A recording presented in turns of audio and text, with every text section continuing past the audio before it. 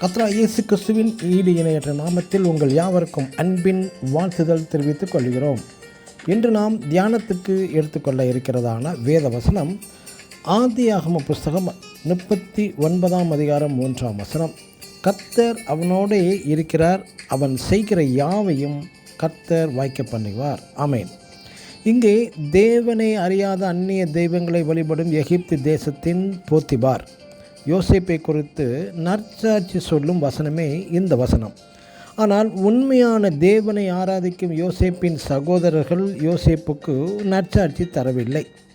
அவர்களது கண்கள் குருடாகவே இருக்கிறது.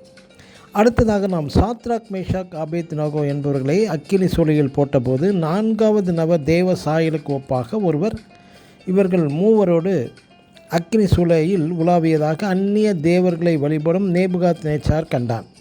அது மட்டுமல்ல, இவர்களது தேவனுக்கு விரோதமாய் எந்த ஜனத்தானும் எந்த பாஷைக்காரனும் பேசினால் அவர்களை துண்டித்து போட கடவன், அவர்களது வீடுகள் எருக்களமாக்கப்படும் என்கிறான் தேவனை அறியாத ராஜா சொல்கிறான்.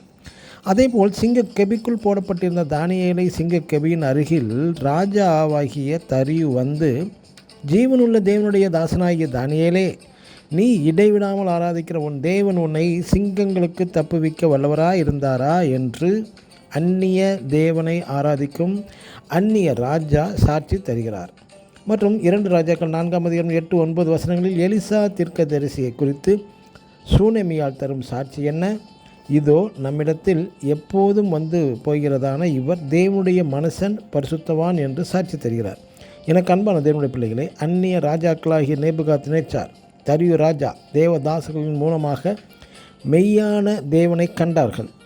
நம்மையும் தேவன் எங்கு நிறுத்தினாலும் எல்லா சூழ்நிலையிலும் நாம் அவருக்கு ஜீவனுள்ள நற்சாட்சிகளாக இருக்க வேண்டும். சாதகமான சூழ்நிலையில் சாட்சியாக இருப்பது மிக எளிது.